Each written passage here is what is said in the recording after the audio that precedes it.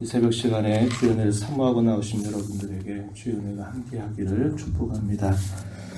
오늘 우리가 읽는 말씀 마가복음 11장 12절로부터 19절 이 말씀은 예수님께서 2000년 전에 월요일 날 행하셨던 일들에 관한 기록을 우리에게 전달해 주고 있습니다. 무화과 나무를 저주하신 이 사건, 그리고 성전을 정화하신 이 사건, 이것이 예수님께서 월요일 날 행하셨던 두 가지 일이었습니다. 특별히 이 성전을 정화하신 이 사건에 관해서는 복음서 전체에서 기록이 되고 있을 만큼 대단히 의미 있는 일들을 주님께서 행하신 사실입니다. 그리고 그것은 예수님의 3년 공생의 기간 중에는 두 차례에 걸쳐서 이러한 일을 행하셨다, 우리가 정리할 수 있습니다. 예수님의 사역 초기에 행하셨던 때가 한번 있었고요. 이것에 관한 기록은 요한복음 2장에 기록이 되어 있습니다. 그리고 십자가를 지시기 며칠 전 예수님께서 또다시 예루살렘 성전을 정화하시는 사건을 행하시게 됩니다. 그래서 이 사건이 주는 의미가 매우 깊다는 것을 우리가 살펴보게 될 것입니다. 예수님께서는 이 예루살렘 주변에 베다니라고 하는 가까운 마을에 제자들을 데리고서 예루살렘으로 올라가셨다가 또 내려오셨다가 또 올라가셨다가 하시는 일을 몇 차례 반복하시게 됩니다. 많은 군중들의 환호 가운데서 예루살렘을 향해 입성하실 때 개선장군처럼 승리관을 쓰고 입성하신 것이 아니라 고난받아서 겸손하게 자기 백성들을 위해서 목숨을 내어 주시려고 이 예루살렘에 나귀를 타고 겸손히 예루살렘에 입성하시게 되었고, 그런 과정에서 많은 사람들의 입을 열어서 호산나 호산나 하는 말을 외치게 했습니다. 그들의 기대와 바람은 다른 데 있었습니다.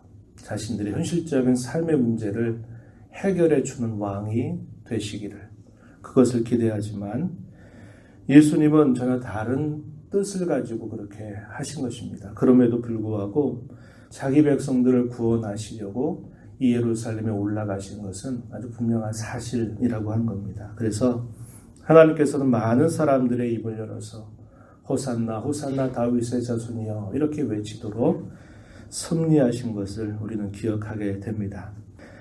예루살렘에서 베다니로 잠시 내려가셨다가 이제 다음 날 월요일 날 아침 일찍 이곳에서 나와서 제자들을 데리고 다시 예루살렘으로 향하시는 중에 무화과 나무 하나를 예수님께서 보시게 됩니다. 이 무화과 나무를 보시면서 혹시나 먹을 것이 있는가 한번 살펴보니 이 무화과 나무에서 잎은 많이 있는데 열매가 없는 것을 보시게 됩니다. 평상시 주님 같았으면 그렇게 안 하셨을 것인데 특별한 행동을 예수님께서 하시게 됩니다. 예수님께서는 시장하셨고 이 무화과 나무의 때는 아직은 이르지 아니했다라고 이렇게 말합니다. 그러나 가끔씩 일찍 나는 이 무화과 과실들이 있을 때가 있었던 것이죠. 그러나 정상적인 때는 아직 아니었다고 하는 겁니다. 거기에서 먹을 것을 보시다가 없으니까 그 나무를 향해서 저주하시는 일을 하게 된 것입니다. 뭐라고 저주하시는가? 이제부터 영원토록 사람이 너에게서 열매를 따먹지 못할 것이다. 예수님의 평상시의 모습으로서는 이해하기 힘든 일을 하시게 된 겁니다. 함께 있는 제자들이 볼 때에도 분명히 아직 한참 열매 맺을 때가 아닌데 이 무화과에서 열매가 있나 보시더니 없다고, 앞으로 영원히 열매를 맺지 못할 것이다, 이렇게 저주하시든 말씀하시는 걸 들으니 이게 굉장히 의아하게 제자들에게 인식이 되었던 것이죠. 이 무화과 나무는 이스라엘 나라를 상징하는 대표적인 과실나무입니다. 예수님께서는 이걸 통해서 단순히 무화과 나무의 열매를 얻고자 하신 그것이 아니고, 또 때가 아님에도 그렇게 저주하시게 된 것은 제자들로 하여금 다른 무엇인가를 깊이 가슴에 새기게 하시려는 의도가 있으셨던 것입니다.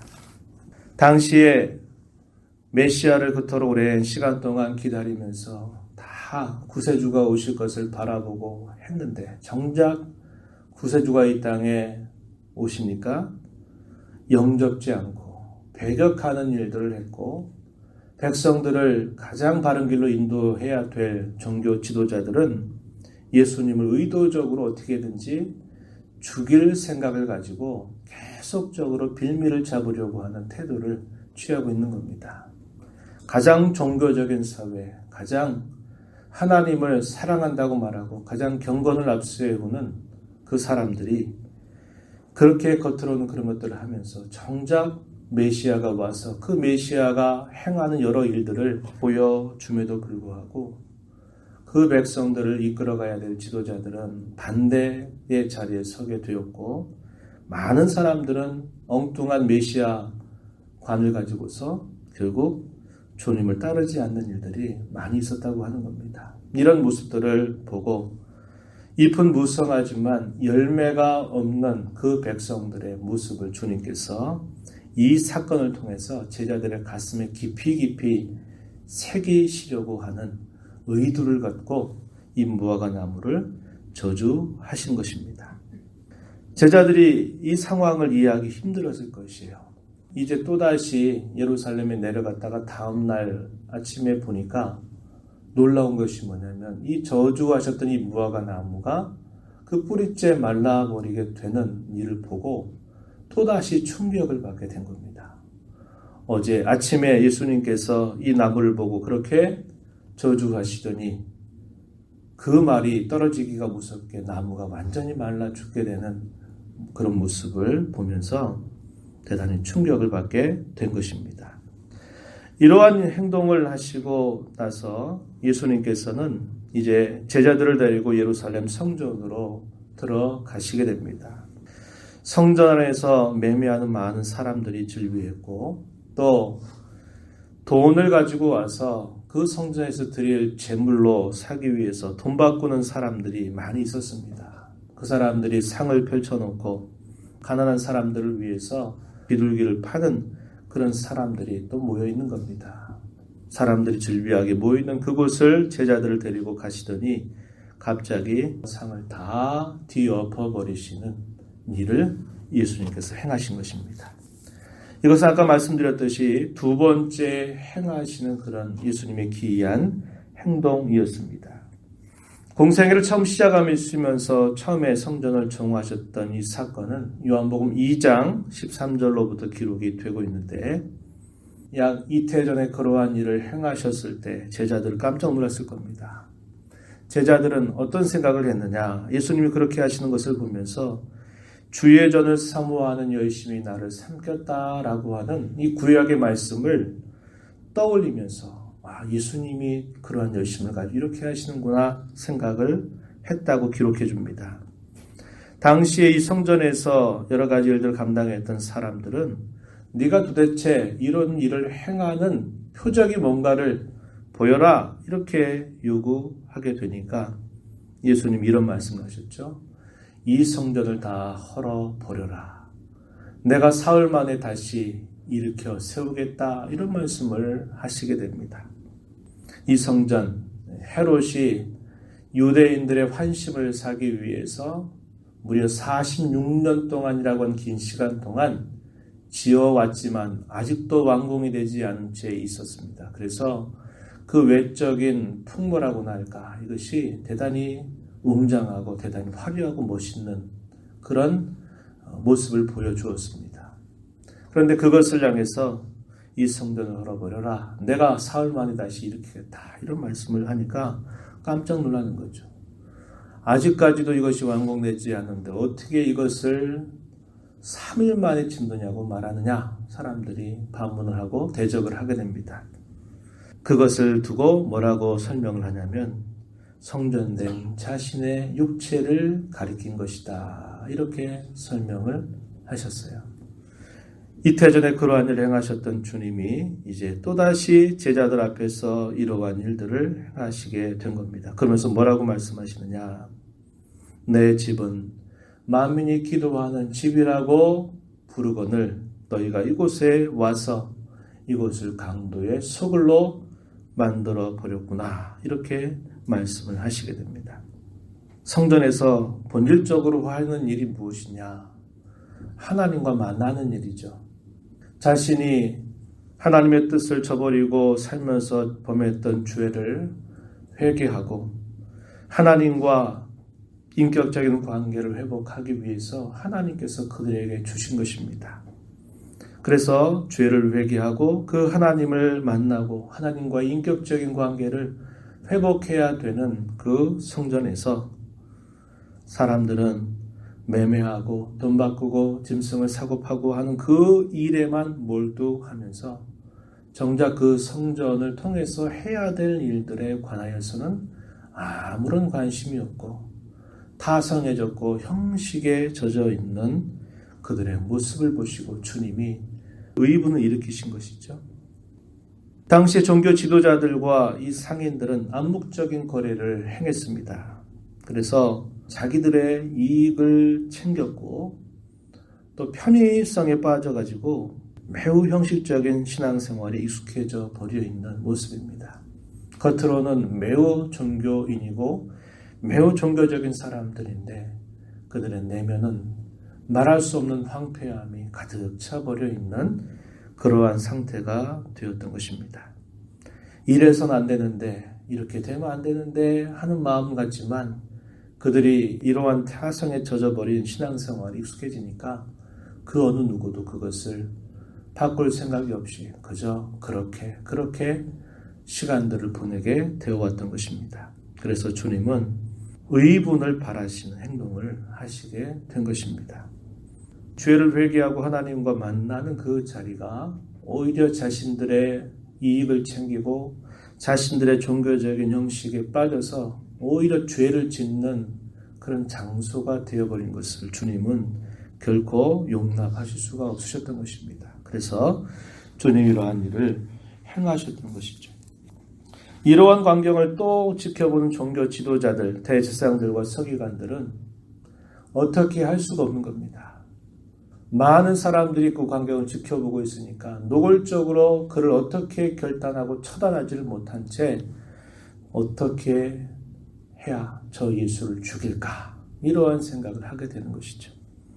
자신들이 그동안 잘못해왔던 것을 이렇게 하는구나라고 하면서 뭔가 돌아보는 마음을 갖는 게 아니라 네가 과연 네가 뭔데 이렇게 하느냐 하는 식의 반응을 보이면서 무리들 때문에 두려워서 예수를 처단하지 못할 뿐 어떻게 이 예수를 죽일까 하는 생각에 죽일 방도를 꾀하는 악한 모습을 보여주고 있습니다. 제자들은 이 예수님의 행동을 보고 예수님이 하시는 말씀을 들으면서 그 모든 것들을 마음에 새겼을 것입니다. 그리고 이 제자들을 데리고서 또다시 이 예루살렘 밖으로 나가시는 일들, 이것이 바로 이날 행하신 예수님의 사역이었다. 이렇게 우리가 알고 있는 겁니다. 우리가 이 말씀을 보면서 생각합니다. 우리의 신앙의 모습을 한번 생각해 보자는 겁니다. 하나님께서는 우리로 하여금 내가 이렇게 하면 내가 너를 구원하겠다 이렇게 말씀하신 적은 없어요. 하나님은 먼저 그 백성들을 자기의 백성으로 삼으신 다음에 그들로 하여금 나의 백성이 됐으니까 너희가 나를 잘 섬기는 자가 되도록 해라. 다시 말하면 신앙의 열매를 잘 맺어가는 삶을 살아라.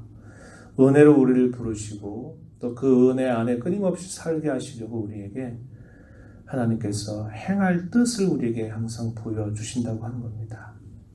저와 여러분을 부르신 것도 마찬가지죠.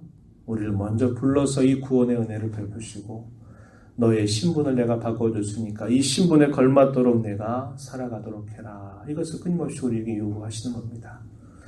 그럼에도 불구하고 당시의 종교 지도자들과 모든 이스라엘 백성들이 겉으로는 무성해 보이는 종교성은 가지고 있는데 신앙의 열매가 없는 그 모습들을 예수님께서 심히 책망하셨던 것을 기억하고 주께서 내게 구원의 은혜를 베푸셨는데 주께서 내게 이 신앙의 열매를 요구하시는데 내 신앙의 모습이 어떠한가 한번 깊이 우리가 생각하면서 우리의 신앙의 걸음을 다져가게 되기를 바랍니다. 종교적인 형식에 치우쳐서 외식적인 신앙의 걸음에 익숙해져서 주께서 우리 심령 깊은 곳에서 말씀하시는 음성을 외면하고 내가 살고 있지 않는지를 다시 한번 깊이 돌아보면서 회복하는 시간이 되기를 바라고요.